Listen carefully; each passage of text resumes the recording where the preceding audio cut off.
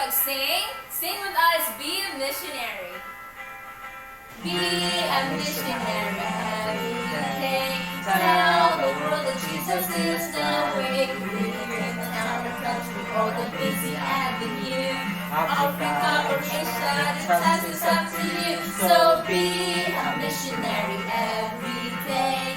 Tell the world that Jesus is the way. The Lord is soon returning, the rest will come to us. So be a missionary. God's an emissary, be a missionary today. Let's go! Hey kids, are you ready for a trip? We're going to visit different countries this month and the missionaries that live there. What's a missionary? A missionary is someone who tells others about Jesus and salvation. Ah, that means we can be missionaries too.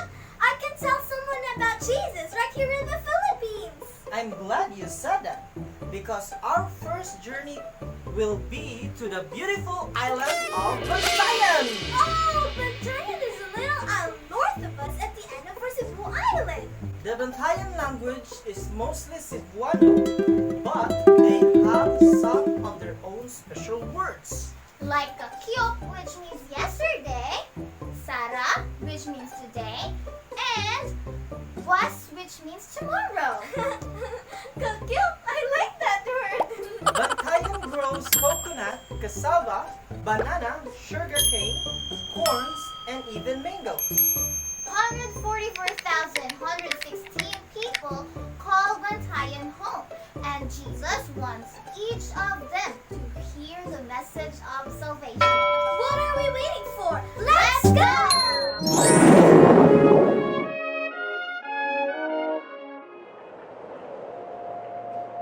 Hey kids! Ganahan ba mo a good news?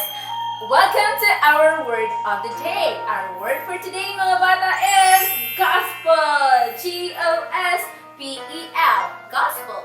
Unsa man ang gospel ito dyan? It's a good news of salvation. It's a good news that Jesus died, He was buried, and He rose again the third day. And because of that, that Jesus alone, mga bata, can save us from our sin. Okay? So it's not being a good girl or being a good boy that can save us. We need Jesus. Have you asked Jesus, mga bata, to forgive your sin? Have you trusted Him that He alone can save you? If your answer is yes, then you need to share the gospel, the good news to others too. That's why, usahan man natin dyan. That's why we have gospel tracts. And because of this gospel tracts, mga bata, you can give it to your classmates, to your friends, or to your neighbors so that they too can hear the gospel, the good news, and go to heaven one day. Alright? Bye!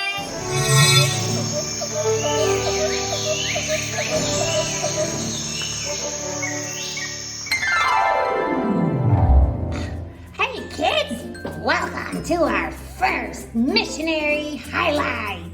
Each week we will visit another missionary our church supports. This week we're going to Bantayan Island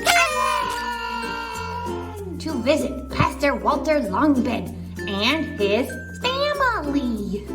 Let's watch this short video from the Longbed family about what they do there on Bantayan Island for Jesus. Hello everyone, I'm Ate Jeffy. So Pastor Walter, I'm Kayla. I'm Kaylin. kami diri kay 4 years na og tulo ka month og kami nagatudlo first sa mga bata, then sa mga dagko na tudlo ta sa community, sa different nga mga barangays, even sa mga isla nga mga gagmay at ang giadto sometimes tulo ka isla sa usa ka adlaw. Dinastay jail ministry, kami school ministry, o karon nagapadayon ang among mga pagtundo sa mga katawan, pag-disciple sa mga tao. O ang among mga anak, magkuyog sila sa among ministry, sa children's Bible classes, apply sila sa singing, Mag-andam siya sa game materials, sometimes mag-play me, and then they interact with the children. And then during Sunday, magtabang sila. Right now, si Caleb nag-learn na siya sa guitar para siya na mag-guitar sa church. And si Kayla is helping out with the cleaning during Saturday's preparation for church. So ang mga encouragement sa inyo, bisan sa mga bata o sa mga teenagers, while na mo sa church, so mag-prepare mo, mag-learn ang mga musical instruments para one day, who knows, ang Ginoo magtawag ninyo, then you can also teach sa mga tao or sa mga bata na nadiri sa mission field nga din ka mapagkatawag mo sa Ginoo. Just stay faithful because God is faithful. Thank you sa mga support and prayers para sa amo diri sa Isla sa Banta. Bye-bye! Yay! You can be a missionary too. Try to tell someone else about Jesus and his free gift of salvation. Goodbye, kids. See you next week for another missionary highlight. Bye!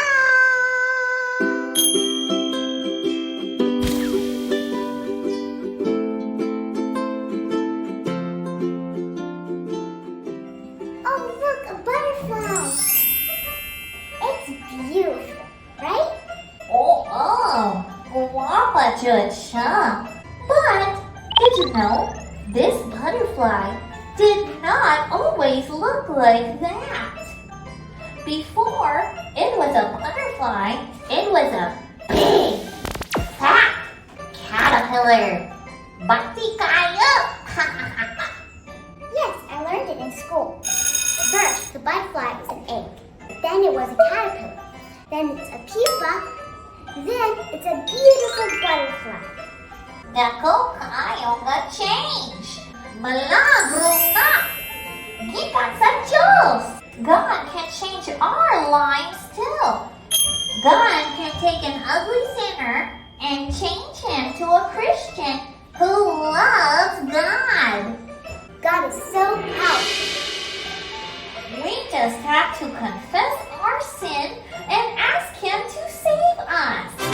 In our lesson, we will look at someone in the Bible who God changed in a difficult way. When we first meet a person called Saul,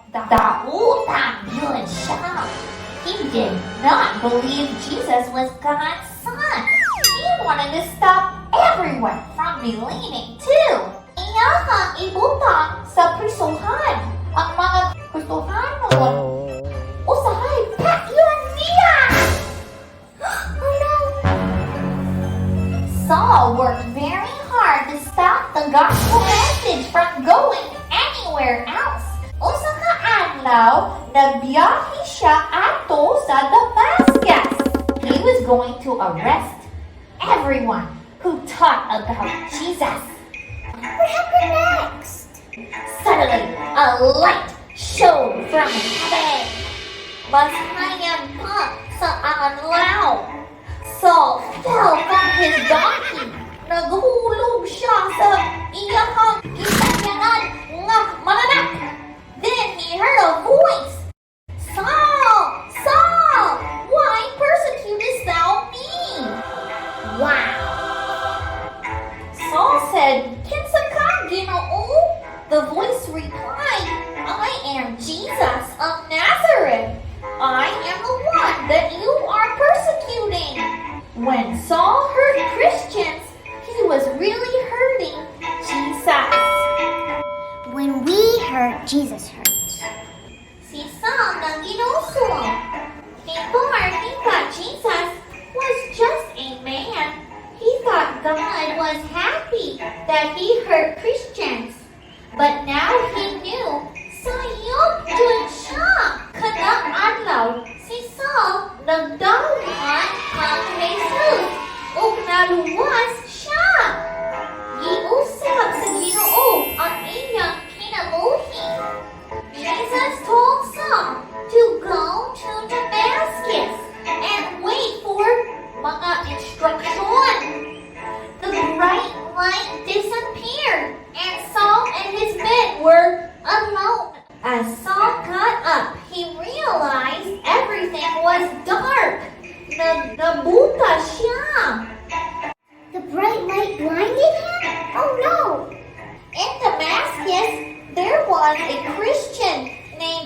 Ananias. Nagsulti ang Ginoo kaniya. He told Ananias that Saul of Tarsus had prayed and he needed healing kay nabuta siya. Ananias was shocked. Nakatungog siya. Nakitungod kang Saul. He knew he hurt Christians and nahadlok si Ananias. But God told Ananias na siya'y importanteng nagtrabaho para kang Saul. So Ananias trusted God and obeyed. Bisin pa nahadlok siya. Ananias went to Saul and placed his hand on him. Ikahuman, nakita balik si Saul. Then Saul was baptized. God changed his name to Paul. And you know what he did next? God gave him a big job to do. He wanted Paul to go to other countries and tell people about salvation there too. Paul became a great preacher of the gospel. That is a very big change. Yes! Saul once tried to stop people from believing in Jesus. Now he wanted to tell everyone the good news. Maybe you know someone you think will never be saved. But dili sila ganahan makatungog, makitunod kang Jesus. Pray for them. Paul is proof that God can change anyone. Nothing is too hard for God. Kung ikaw Kristohanon na ay trabaho ang Ginoo para kanimo son. He wants you to tell others about Him and His free gift of salvation. That is missions. We can all do our part and share the gospel with someone. Thank you, Jesus, for the good news. Goodbye.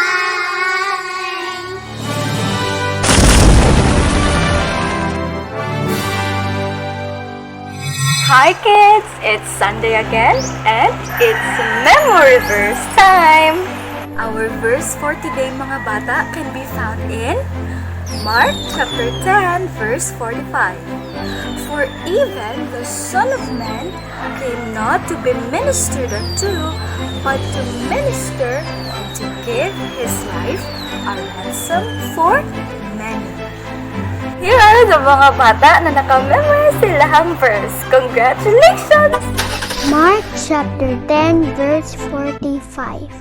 For even the Son of Man came not to be ministered unto, but to minister and to give his life a ransom for Mark 10:45. For even the Son of Man came not to be ministered unto, but to minister and to give his life a ransom for many. Mark 10:45. For even the Son of Man came not to be ministered unto, but to minister and to give his life a ransom for many. Mark 10:45. For even the Son of Man came not to be ministered unto, but to minister and to give his life a ransom for many.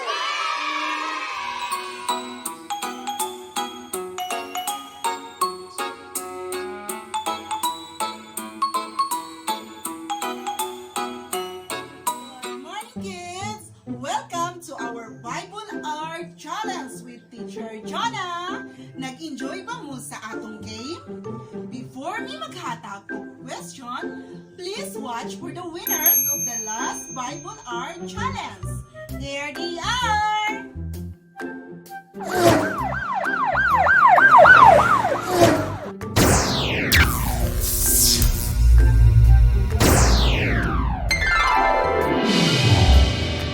Congratulations, kids! Karon, andam na ba mo para sa atong bago nga question?